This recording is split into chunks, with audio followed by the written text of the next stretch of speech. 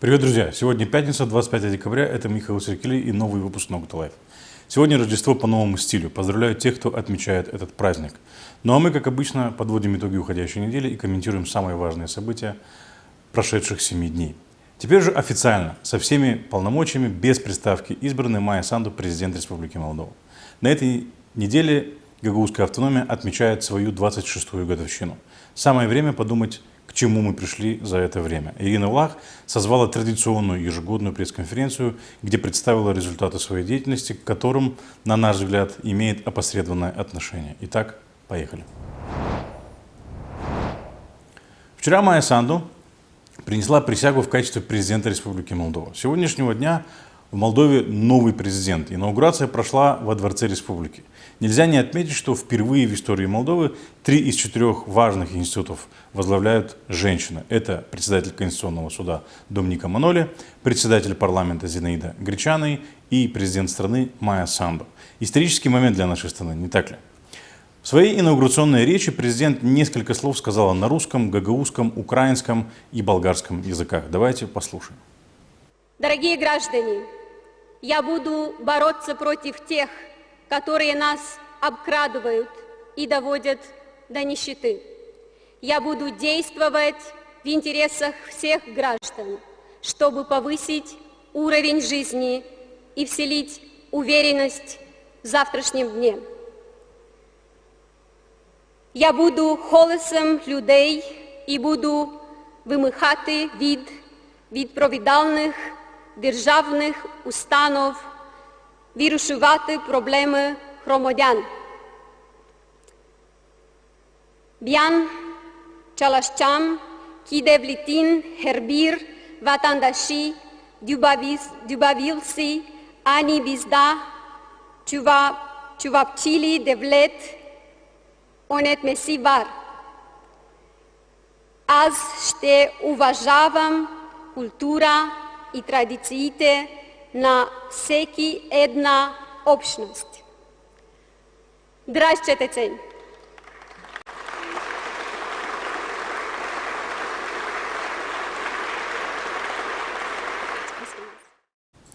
Ну, я с трудом понял, что Майя Санду сказала на гагаузском, но тут, что называется, важен сам жест и старание.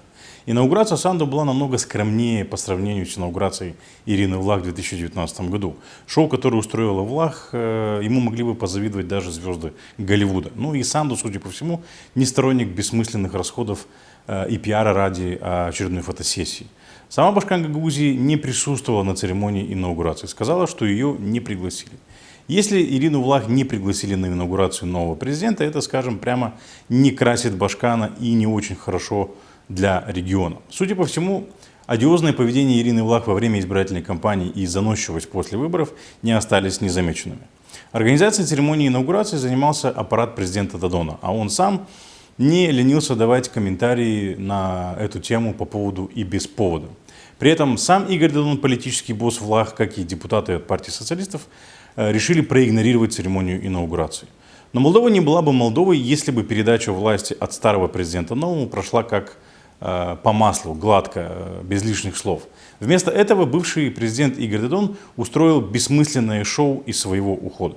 До последнего дня в должности он позволял пользоваться бонусами своего положения, в том числе и доступом к медиаресурсам, которые использовал для бессмысленных заявлений и обвинений. На последнем своем брифинге, помимо подведения итогов своей работы на посту президента, он не удержался от угроз в адрес своих оппонентов. Și stimați și unii nestimați oponenți politici, totul abia începe. Eu vă promit că totul abia începe. Promit de asemenea că cel mai important lucru pentru mine în continuare va fi să confirm încrederea celor 700.000 de cetățeni care m-au votat la alegerile prezidențiale. Eu sunt obligat să-i reprezint și să lupt pentru interesele lor. Și mă voi asigura ca noua guvernare și noul președinte să ia decizii și să lucreze pentru toți cetățenii și pentru țară. Eu am văzut că au fost multe critici în adresa mea a guvernului Chicu. din partea celor care preiau responsabilitatea totală pentru țară începând cu ziua de mâine. Nu poi mâine, mâine. Responsabilitatea este pe voi. Am văzut critici. Am văzut foarte multe promisiuni electorale în campania electorală care s-a finalizat nu de mult. Noi vom urmări cum le îndepliniți.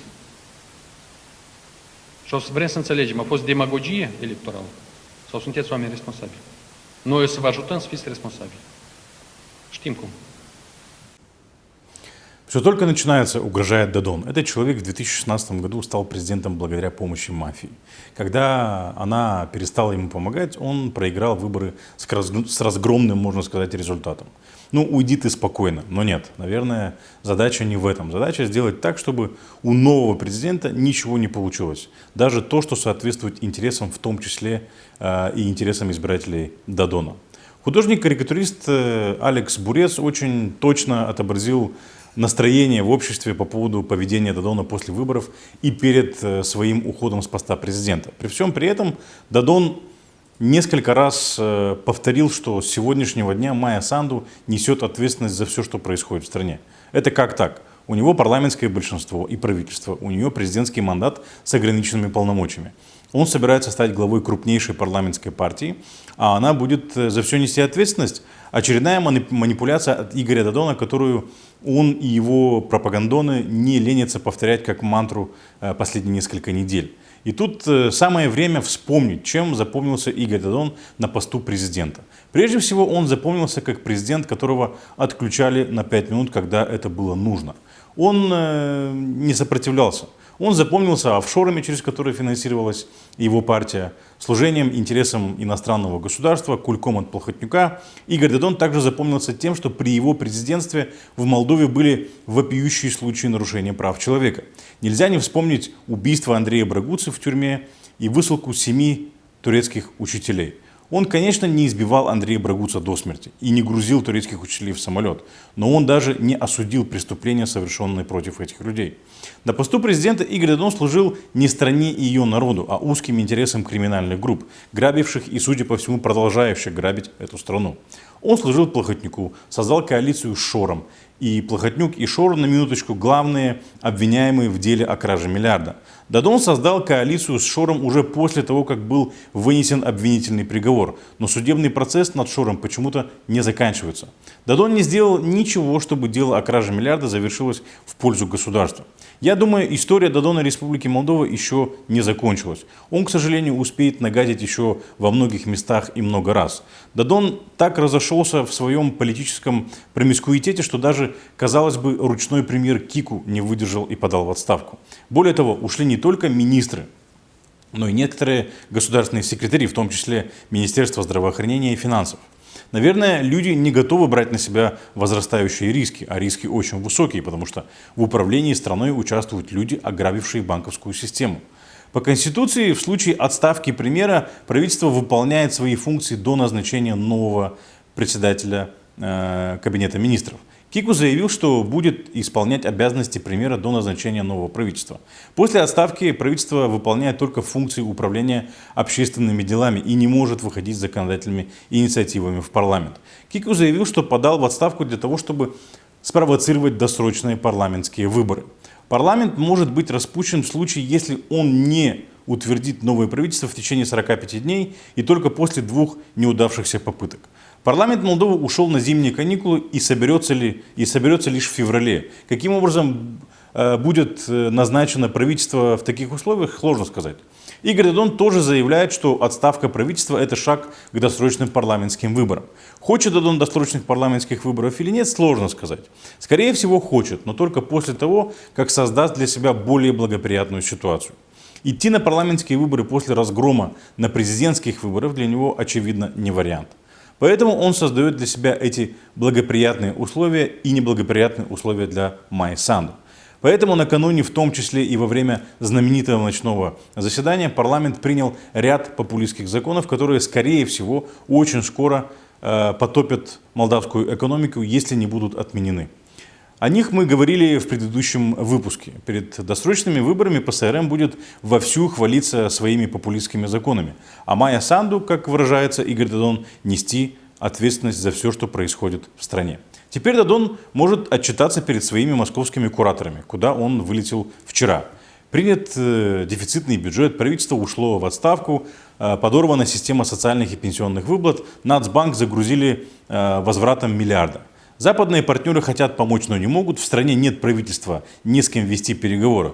Законы, принятые парламентом на последнем заседании ночью, подрывают макроэкономическую и макрофинансовую стабильность в стране. В таких условиях давать Молдове деньги – это все равно, что вода в песок. Дадон и Шор даже не идут по пути созидания или внедрения новых проектов, обеспечивающих развитие страны. Они принимают решения и законы, которые разрушают то немногое хорошее, что есть в этой стране. Чем хуже и нестабильнее дела в Молдове, тем больше ее граждане будут ностальгировать по Советскому Союзу и тем больше тянуться к России и отворачиваться от Запада. Идеальная ситуация для России. Досрочные парламентские выборы должны пройти как можно скорее. Оттягивать их нельзя. Очевидно, что Дадон хочет, чтобы избиратели Санду во всем разочаровались и не вышли на следующих выборах на избирательные участки. Поэтому он начал дискредитировать нового президента еще до вступления в должность. Остается надеяться, что политический кризис разрешится как можно скорее и в интересах граждан, а не закулисных олигархических групп. В среду Гагаузия отметила свое 26-летие. 26 лет назад был принят закон об особом правовом статусе Гагаузии и Гагаузии, что завершило существование непризнанной Гагаузской республики и положило начало новым взаимоотношениям между Гагаузией и Кишиневым.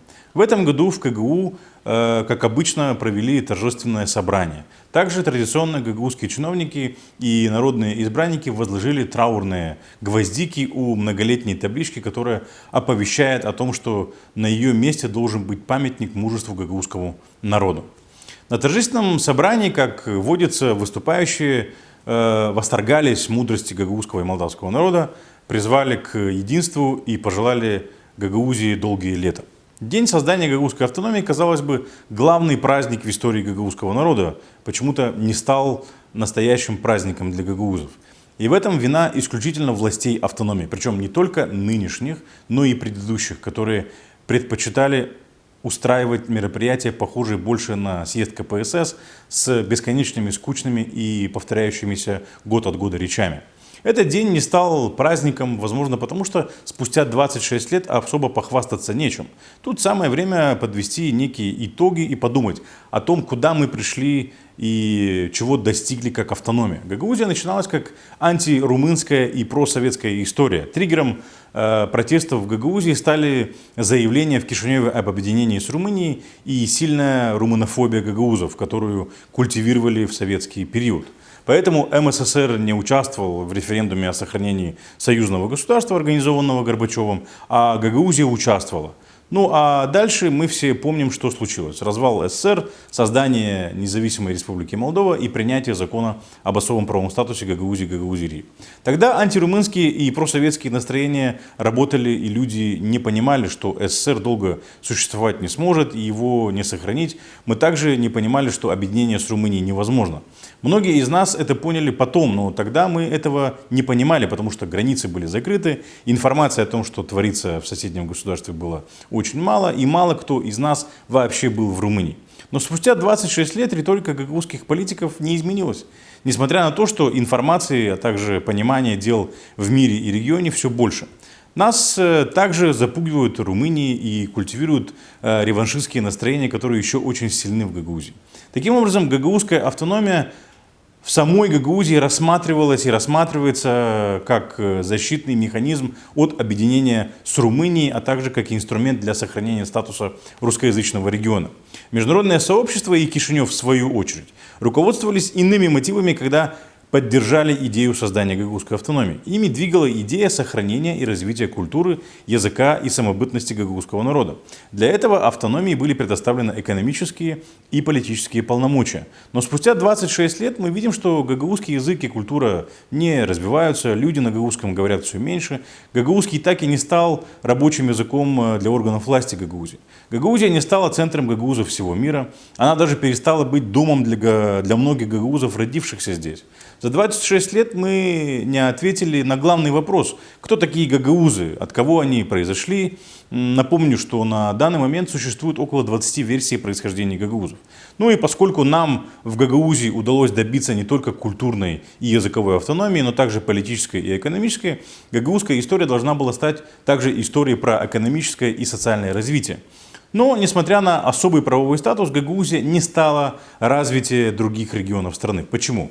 Все очень просто. Политические лидеры Гагаузии не могут или не хотят прийти к своим землякам и сказать: друзья, тут такая история. Пора перестать жить прошлым и взглянуть в будущее. Румыния нам не враг, а Советского Союза больше нет. Ну и не будет. И те истории, что нам рассказывали в советское время про румын, они, конечно, страшные, но в советское время были вещи и пострашнее, как голод и депортация, которые в течение 5 лет унесли жизни половины жителей гагаузских сел. Гагаузские политические лидеры не могут или не хотят сказать своим землякам: ватандашлар, смотрите, мы мелкий народец, как говорил Машков, мы добились очень многого того, о чем и мечтать не могли. Практически без единого выстрела добились территориальной автономии. Геополитика — это хорошо, но мы очень мелкий народ, чтобы на нее как-то повлиять. Давайте сосредоточимся на нашем развитии, экономике, культуре, языке и не будем разменной монетой и пешкой в чьей-то большой геополитической игре. И самое главное, не будем подсирать нашим братьям-молдаванам, с которыми более 200 лет живем бок о бок. Об этом надо не только заявлять, но и делать, потому что некоторые башканы заявляли и заявляют о необходимости экономического и социального развития Гагаузии, но продолжали и продолжают заниматься больше геополитикой.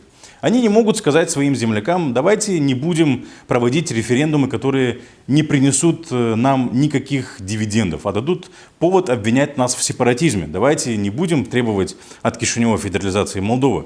Зачем нам это? Мы с простой автономией справиться не можем, а со статусом субъекта федерации и подавно. Они должны объяснить нашим согражданам, что федерализация Молдовы нужна только России для сохранения российских войск на территории Молдовы. Призывать молдавские власти принять план Козака, как делают некоторые гагаузские политики, это все равно, что лишить страну будущего. План Козака имеет одну единственную цель – легализовать присутствие остатков 14-й армии на территории Молдовы. Сейчас она в Приднестровье находится нелегально, и там ее быть не должно. А по плану Козака она может остаться там долго и легально. Ратификация плана Козака молдавским парламентом создала бы новые правовые условия, отменяющие обязательства России о выводе остатков 14-й армии, взятые ею на саммите ОБСЕ в Стамбуле в 1999 году. Гагаузские политики требуют иного уровня для Гагаузии, но не могут объяснить какого, а главное зачем и как это изменит жизнь в Гагаузии. А когда гагаузов называют сепаратистами, гагаузские лидеры резко возмущаются. Некоторые даже заявляли, что те, кто называет гагаузов сепаратистами, те пидорасты. В связи с этим у меня вопрос. А как называются те, кто долгое время называл и называет Россию стратегическим партнером Молдовы и Гагаузии, подписывал много договоров о сотрудничестве с регионами России, а сам живет в Германии? К сожалению, мне часто приходится слышать вопрос: а зачем нужна Гагаузия? Этот вопрос звучит не только от рядовых граждан, но даже от примаров из Гагаузии. Он чаще стал звучать во время пандемии, когда люди не могли получать нормальное медицинское обслуживание в Гагаузии. И для того, чтобы не умереть от COVID-19, им надо было ехать в Кишинев. Люди задаются вопросом: зачем нам нужна Гагаузия, если за всем надо ехать в столицу? Мы видим, как бывшие и нынешние башканы и их дети не живут в Гагаузии, а некоторые из них живут за границей. Я не против. В конце концов, мы живем в глобальном мире, и каждый вправе жить где хочет. Но мы, жители Гагаузии, имеем право знать, на какие средства они живут там, где живут. Мы видели, как члены семьи Башкана развили свой бизнес до немыслимых для Гагаузии масштабов. Я не против бизнеса, это хорошо. Но жители Гагаузии имеют право знать, за чей счет бизнес, и как получилось так, что за первый год башканства Ирины Влах ее брат стал крупнейшим экспортером в Гагаузии. Многие умеющие анализировать люди задаются вопросом: все же просто, за последние 26 лет ЕС вложил в Гагаузию больше, чем Россия, и понятно, где перспективы для развития Гагаузии. Последние несколько лет наши соотечественники едут на заработки больше в Германию, чем в Россию. Например, процентов 80 гастарбайтеров из села Копчак работают в Германии. Но жителям Копчака и всей Гагаузии рассказывают про загнивающий Запад. Если все ясно и понятно, где перспектива, почему наши политические лидеры рассказывают нам сказки про стратегическое партнерство с Россией? Ответ можно найти, посмотрев, где и как живут некоторые гагаузские политики, бывшие и действующие башканы и депутаты Народного собрания. Наверное, рассказывать сказки про стратегическое партнерство с Россией и загнивающий Запад выгоднее, чем разъяснять очевидные вещи. Очень грустно смотреть на то, как Гагаузия, созданная ради процветания гагаузского сообщества, используется для обогащения отдельных лиц и групп интересов. Но становление и развитие – это не дело ни одного десятилетия. Думаю, час Гагаузии еще не настал. Тем не менее, поздравляю жителей автономии с 26-й годовщиной закона об особом правовом статусе, желаю Гагаузии долгих лет и процветания. Считаю, что гагаузская автономия – это благо, которое надо сохранить и развить в том виде, в котором мы ее обрели в 1994 году. С праздником, друзья! В понедельник башкан Гагаузии Ирина Влах провела ежегодную пресс-конференцию. Она подвела итоги своей работы и работы исполкома в 2020 году.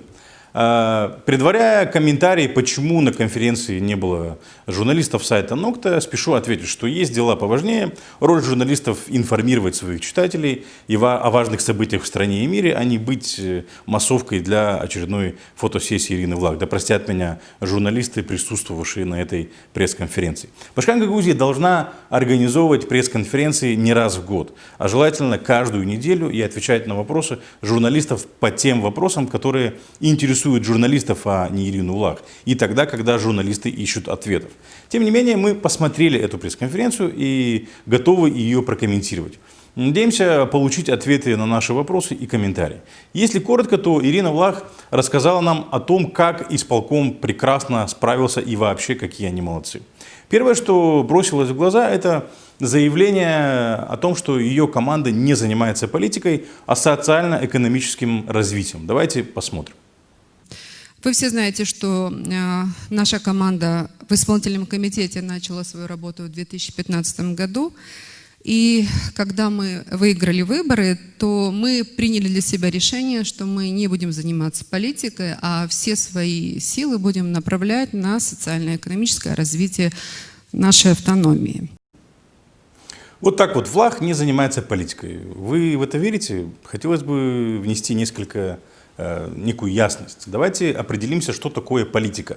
По данным Википедии, политика – это деятельность органов государственной власти, их должностных лиц, а также вопросы и события общественной жизни, связанные с функционированием государства. Если Влах не занимается вопросами общественной жизни и функционирования государства, тогда чем она занимается? Может, бизнесом? Если политик, занимающий высшую политическую должность в регионе, заявляет, что не занимается политикой, своей прямой обязанностью, тогда вопрос, что он или она там делает. Слушая отчет Влах, было сложно понять, она говорит о Гагаузии или Республике Молдова. Тут два варианта. Либо в очередной раз делает заявку на место в национальной политике, либо зачитала отчет, который написали кураторы. Ирина Влах похвасталась успехами в области медицины и борьбе с инфекцией. Давайте посмотрим. Нам удалось организовать процессы таким образом, чтобы люди были защищены от инфекции, и мы не допустили появления очагов. Вот перед вами сейчас первый слайд, на котором вы видите, что в этом году более 207 миллионов аллей было направлено на инвестиции в здравоохранение. Еще в 2015 году мы понимали, что в системе здравоохранения очень много проблем, и в первую очередь речь идет о материально-техническом обеспечении сферы здравоохранения, и поэтому уже в этом году 27 миллионов аллей было направлено во все 17 медицинских учреждений нашей автономии. В то же время мы понимали, что недостаточно отремонтировать и построить здания, необходимо обязательно оснастить их новым современным оборудованием для того, чтобы, во-первых, мы смогли бороться с COVID-19, для того, чтобы мы смогли оказывать медицинские услуги нашим жителям здесь, в Гагаузии, и чтобы они не уезжали в Кишинев, либо в другие города для получения тех или иных медицинских услуг. И вы видите, что в этом году нам удалось приобрести медицинское оборудование в сумме на 15 миллионов леев. И в этот период времени мы смогли вылечить 1800 пациентов нашей автономии. И тут сразу вспоминаются первые месяцы эпидемии и интервью наших источников среди пациентов и медсестер инфекционного отделения Камрадской больницы. Пациенты жаловались на условия содержания. Помните, женщина укрывалась матрасом? Они говорили о недостатке внимания со стороны медперсонала. Сам медперсонал жаловался на несправедливое распределение и оплату труда в отделении для больных COVID-19. А помните, Влах сама говорила, что она даже не знала, что в больнице нет элементарной мясорубки. Я уже не говорю о том, что в 2018 году сам видел, как медсестра отделения терапии Камрадской больницы после обхода пациентов красила и шпаклевала стены в палатах. Это так исполком уделяет внимание медицине с 2015 года? Хотелось бы уточнить про 1800 пациентов, вылеченных в автономии. Их вылечили в больнице или они лечились дома сами? Буквально недавно мои знакомые переболели COVID-19 и лечились дома сами. К ним не приходила медсестра, супруги сами друг другу ставили уколы. Да, я понимаю, что бывают эксцессы и система здравоохранения загружена. Докторов не хватает, но зачем приукрашивать и приписывать себе то, чего нет? Ирина Влах также похвасталась текущими проектами, которые реализуются в Гагаузии. Но у нас возник вопрос, какое отношение к этим проектам имеет исполком. Давайте посмотрим. В этом году очень много внимания уделялось строительству и ремонту дорог, несмотря на то, что в каждом населенном пункте были отремонтированы и построены те или иные дороги, мы одновременно строили и крупные дорожные сети. В этом году идет строительство окружной муниципия Камрад, объездной муниципия Камрад. В этом году идет строительство объездной муниципии города Вулканешты. В этом году идет строительство дороги Камрад-Вулканешты. В этом году построена дорога Чедерлунга-Твартица. В этом году строится дорога Кангас-Баурчи. И я хочу вам сказать, что проводятся и реабилитируются 217 километров дорог у нас в Гагаузии, и охвачено более 126 сегментов во всех населенных пунктах нашей автономии. Башкан включает в свой отчет инфраструктурные проекты, которые являются большими не только по меркам Гагаузии, но и всей Молдовы. Строительство объездной Камрата, Вулканешты и ремонт дороги Камрад-Жужулешты. Все эти дороги она включила в свой отчет, но имеет ли она отношение к этим дорогам? Убери Влах эти проекты из своего отчета, отчет будет очень скудным. Но какое отношение Влах и исполком имеют к этим проектам? Речь идет о трассе М3. Это трасса республиканского значения. Она проходит по территории Гагаузии, но находится на балансе республиканских властей. По закону управление, ремонт и содержание публичной собственности, этим занимаются те органы власти, на чьем балансе находится эта собственность.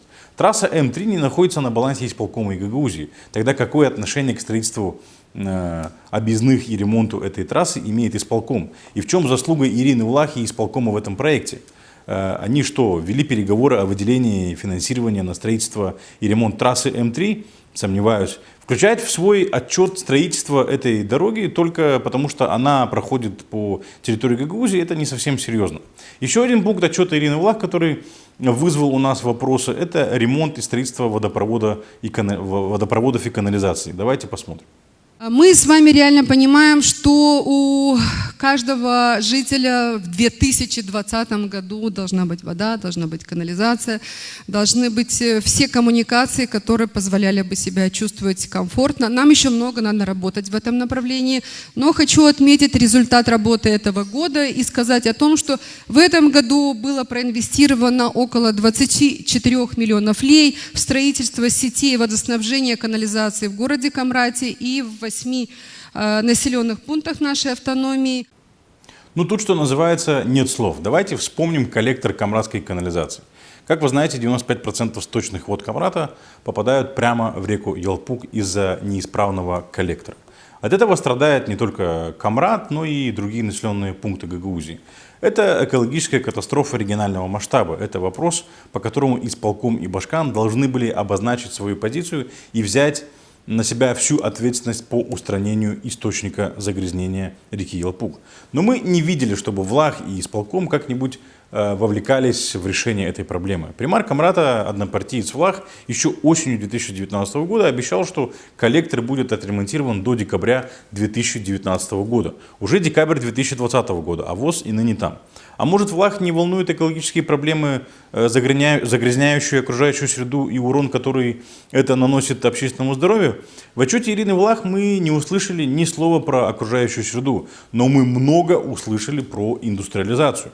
Может, Ирине Федоровне пора выйти из шикарного кабинета, отремонтированного на грантовые деньги, предназначившиеся для жителей Гагаузии, и посмотреть на реальное положение дел в автономии. Может, тогда она поймет, что дело не в том, что в Гагаузии нет или мало индустрии, а в том, что и стар, и млад уезжают из страны из-за низких зарплат, коррупции и отсутствия справедливого правосудия.